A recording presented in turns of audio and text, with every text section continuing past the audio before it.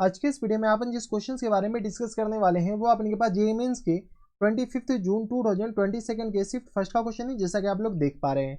यहाँ पर देखिए आपने के पास क्या दे रखा है कि let a circle C touches the line L. L हमारे पास कोई एक लाइन दे रखा है एंड L2, ये जो सर्कल सी है L1 और L2 को टच कर रहा है।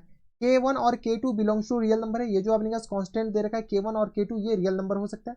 If a line passing through the centre of the circle C intersect L1 and L2, कोई भी अपने पास एक लाइन है जो कि सेंटर से पास हो रहा है और L1 को और L2 को इस दोनों पॉइंट पर इंटरसेक्ट कर रहा है। ठीक है, आगे बताओ। देन द इक्वेशन ऑफ सी, सी का अपने के पास इक्वेशन बताने हैं। चलो सबसे पहले अपने पास फोटो बना लेते हैं। फोटो से बात एकदम साफ हो जाती है। ये हमारे पास क्या है, एक सर्कल है। ठीक है, ये अपने के पास क्या है, एक छोटू सा सर्कल है। सर्कल का अपने पास कोई सेंटर होगा, रेडियस अपने के पास देख लिया जाएगा। दो टेंजेंट है अपने के पास, क्या है, कितने टेंजेंट, दो टेंजेंट। अगर टेंजेंट को गौर से देखो ना तो टेंजेंट का अपने के पास वेरिएबल पार्ट सेम है, यानी वेरिएबल पार्ट सेम मतलब स्लोप सेम। स्लोप सेम इसका मतलब है कि अपने के पास वो दोनों जो टेंजेंट है वो दोनों टेंजेंट कैसा है, पैरेलल है। ये दोनों टेंजेंट अपने के पास कैसा टेंजेंट है, ये दोनों टेंजेंट आपस में पैरेलल है दया।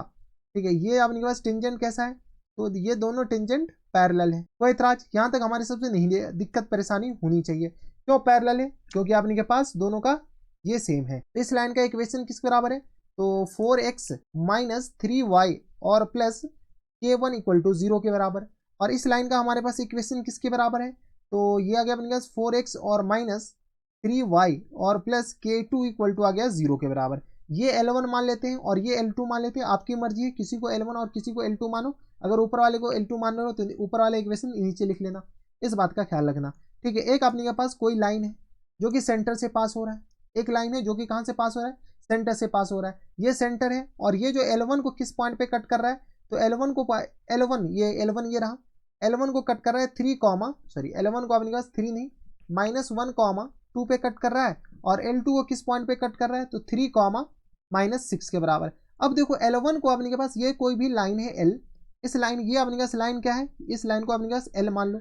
कोई भी लाइन L है, खैर क्वेश्चंस में दे नहीं रखा है, L है जो कि L1 को इस पॉइंट पे कट कर रहा है और L2 को इस पॉइंट पे कट कर रहा है। इसका मतलब ये है कि L1 ये जो पॉइंट है इसको सेटिस्फाई करेगा, इस लाइन को L1 को। जैसे L1 को सेटिस्फाई करेगा तो यहाँ से बताओ तो K1 किसके बराबर हो जाएंगे, तो यहाँ से आपके पास 4 इंटू -1 यानी आ गया किस बराबर, -4 के बराबर है ना।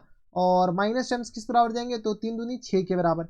और प्लस K1 इक्वल टू आ गया 0 के बराबर, यानी K1 हमारे पास किस बराबर जाएंगे, 10 के बराबर, हाँ या ना, बराबर। अब अपने के पास यानी तो K1 10 के बराबर हो गया और ये इस पॉइंट इस लाइन को सेटिस्फाई करेगा, यानी आ गया अपने किस बराबर 12। और प्लस टाइम्स किस बराबर जाएंगे, तो 6 18 y और प्लस K2 इक्वल टू आ गया अपने के पास 0 के बराबर, यानी K2 equal to, sorry y कहाँ से लिख दी, ये अपने पास y नहीं होगा, y की जगह तो वैल्यू चिपका है।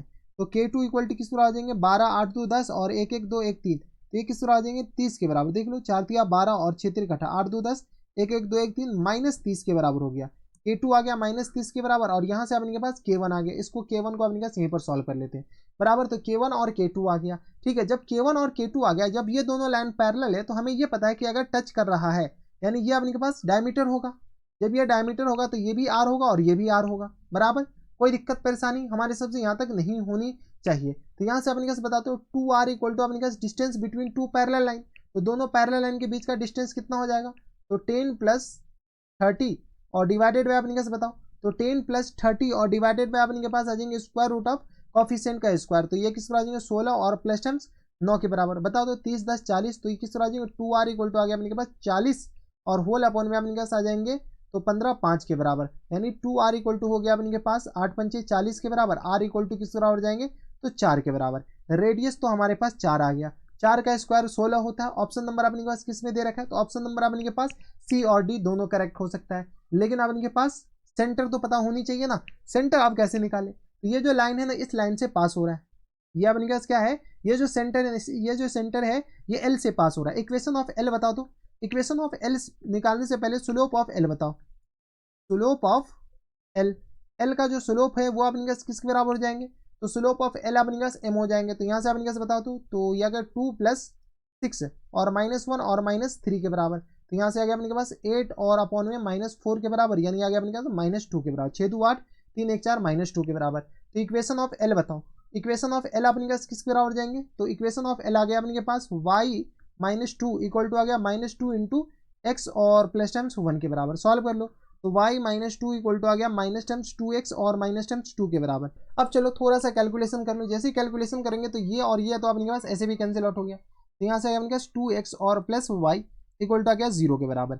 ये हमारे पास क्या आ गया, इक्वेशन ऑफ लाइन एल। और लाइन एल पे भी अपने पास सेंटर लाई कर रहा है। लाइन जब एल पे ही सेंटर लाई कर रहा है, इसका मतलब है कि अपने के पास सेंटर, इसका अपने के पास ऑप्शन से सारे सेंटर निकाल करके अपने पास एक बार वेरीफाई कर ले। एक तो अपने पास ये होगा कि अगर आर 4 आ गया तो 16 वाला आंसर होगा, तो ये वाले और ये वाले ऑप्शन तो अपने पास ऐसे भी रिजेक्ट हो गए। क्यों? क्योंकि 4 का स्क्वायर 16 होगा और यहाँ पर 4 दे रखा है, इसका 4 आता, इसका मतलब कि रेडियस 2 आनी चाहिए थी, रेडियस तो हमारे पास 4 आ गया। अब अपने पास दोनों का सेंटर निकालो, तो ऑप्शन नंबर सी का अगर हम सेंटर निकालने बैठे तो सेंटर अपने पास किस बराबर हो जाएंगे बता तो ये आ गया अपने पास 1 कॉमा माइनस 2। अब देखो 1 कॉमा माइनस 2 इनको सेटिस्फाई कर रहा है, हाँ सेटिस्फाई कर रहा है, यानी ऑप्शन नंबर सी ही हमारा क्या आ जाएंगे, इनके फुल एंड फाइनल आंसर हो जाएंगे। ऑप्शन नंबर सी और डी में एक तो का सेंटर लाई कर रहा है, इसका सेंटर देख लो लाई कर रहा है क्या, इसका सेंटर अपने के पास अगर 1 कॉमा 2 है, 1 कॉमा 2 इसको सेटिस्फाई कर रहा है, नहीं कर रहा है, यानी ऑप्शन नंबर सी ही करेक्ट आंसर हो जाएंगे। दूसरा तरीका क्या है, दूसरा तरीका भी अपने के पास इसके एग्जिस्ट कर रहे हैं। अबे इधर हो जाए,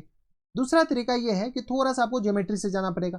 ये हमारे पास क्या है, सेंटर है। जब ये सेंटर है, ये 90 डिग्री और ये भी हमारे पास क्या आ जाएंगे 90 डिग्री, ये 90 डिग्री, ये 90 डिग्री, ये एंगल और ये एंगल आपस में क्या हो जाएंगे, बराबर हो जाएंगे। तो ये वाले ट्राइंगल, ऊपर वाले ट्राइंगल और नीचे वाला ट्राइंगल क्या हो जाएंगे, कन्ग्रुएंट हो जाएंगे।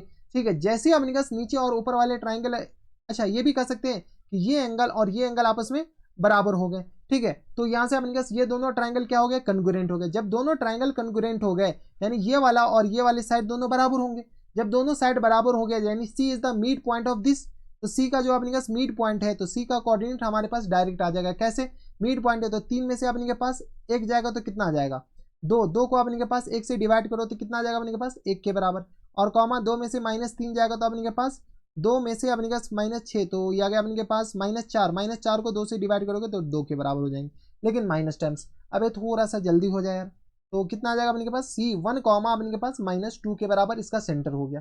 तो थोड़ा सा ध्यान दीजिए, यानी तो अपने पास ऑप्शन से ही चेक कर लीजिए, ज़्यादा का बेटर होगा। तो ये थे हमारे पास जेईई मेंस के 25 जून 2022 के सिर्फ फर्स्ट का क्वेश्चन था। आसान सा सवाल था, ऐसा क्वेश्चन तो बनाया जा सकता था। तो बस इतना ही इस वीडियो में, मैं आपसे मिलता हूं नेक्स्ट वीडियो में, तब तक के लिए stay happy, stay healthy and good bye.